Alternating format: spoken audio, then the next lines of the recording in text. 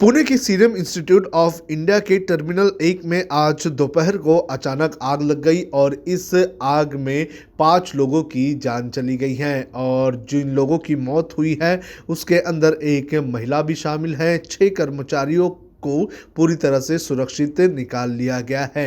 आग BCG vaccine lab में लगी थी। आग पर काबू पाने के बाद जब तलाशी ली गई तो 5 लोगों की लाशें जली हुई हालत में मिली।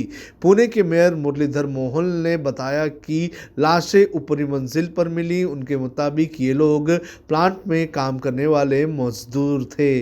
अभी प्लांट की तलाशी अभियान चल रहा है। उन्होंने आग लगने की वजह अभी तक नहीं बताई है। कहा जा रहा है कि शॉर्ट सर्किट की वजह से आग लगी होगी।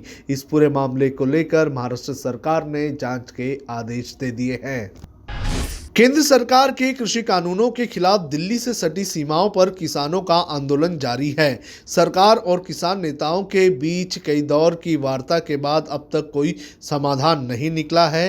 किसान कानून के विरोध में 26 जनवरी को दिल्ली में ट्रैक्टर रैली निकालेंगे।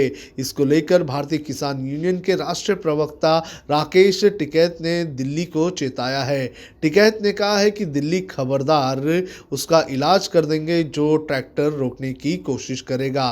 केंद्र सरकार के कृषि कानूनों के खिलाफ दिल्ली से सटी सीमाओं पर किसानों का आंदोलन जारी है। सरकार और किसान नेताओं के बीच बातचीत में कोई भी समाधान अब तक नहीं निकला है और इसी के चलते किसानों का आंदोलन लगातार खिंचता जा रहा है।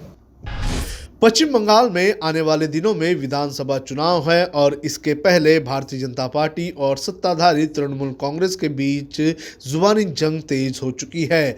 भारतीय जनता पार्टी ने गुरुवार को चुनाव आयोग से अपील किया है कि बंगाल के लोगों में डर है, इसलिए जल्द ही यहां केंद्रीय बलों की तैनाती की जाए। वहीं टीएमसी ने कहा है कि राज्य में तैनात border security force Bharatiya Janata party के लिए काम कर रही है। इलेक्शन कमीशन इस मामले को पूरी तरह से गंभीरता से लें। बंगाल भारतीय जनता पार्टी के अध्यक्ष दिलीप घोष ने कहा कि चुनाव से पहले ईसी की पूरी टीम इन दिनों हालात का जायजा लेने राज्य में है।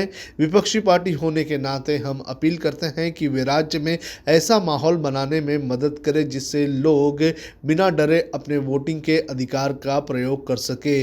इसके लिए यहाँ केंद्रीय बलों की तैनाती बहुत जरूरी है। नेबरहुड फर्स्ट पॉलिसी के तहत भारत अपने पड़ोसियों और करीबी देशों को कोरोना वैक्सीन सप्लाई कर रहा है। अब तक बांग्लादेश, मालदीव, भूटान और नेपाल को कोविशील्ड वैक्सीन की पहली खेप भेजी जा चुकी है। अब तक दुनिया के 92 देशों ने कोरोना की वैक्सीन के लिए भारत से कांटेक्ट किया है। सरकार के सूत्रों का कहना है कि प्रधानमंत्री नरेंद्र मोदी का साफ मैसेज है कि वैक्सीन का इस्तेमाल मानवता के लिए किया जाना चाहिए। ऐसे में अगर पाकिस्तान भी वैक्सीन मांगता है तो भारत को कोई दिक्कत नहीं होगी। अगर चीन में बनी वैक्सीन काम नहीं कर रही है तो भारत उसे देसी वैक्सीन सप्लाई करने में नहीं हिचकिचाएगा। प्रधानमंत्री नरेंद्र मोदी कोरोना वैक्सीन के दूसरे फेज में टीका लगा सकते हैं। दूसरे फेज में मोदी के साथ सभी मुख्यमंत्रियों को भी वैक्सीन लगाई जा सकती है।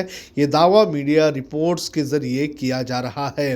कांग्रेस समेत विपक्ष के कुछ नेताओं ने कहा था कि प्रधानमंत्री को पहले खुद वैक्सीन लगवानी चाहिए। देश में पहले फेज का वैक्सीनेशन 16 जनवरी से शुरू हुआ था। इसमें 3 करोड़ फ्रंटलाइन वर्कर्स को टीके लगाए जाएंगे। इसके लिए ऑक्सफोर्ड एस्ट्राजेनेका की कोविशील्ड और भारत बायोटेक की कोवैक्सीन को मंजूरी दी गई है। दूसरे फेज में 50 साल से ज़्यादा उम्र के लोगों और गंभीर बीमारियों से जूझ रहे 50 साल से कम उम्र के लोगों को वैक्सीन लगाई जाएगी। दूसरा फेज कब शुरू होगा ये अब तक तय नहीं हुआ है। अब खबरें पाइए सबसे पहले हमारे मोबाइल न्यूज एप्लीकेशन पर। एंड्रॉइड या iOS प्लेटफॉर्म पर जाइए, HW न्यूज नेटवर्क को सर्च कीजिए, डाउनलोड कीजिए और अपनी सुविधानुसार भाषा का चयन कीजिए।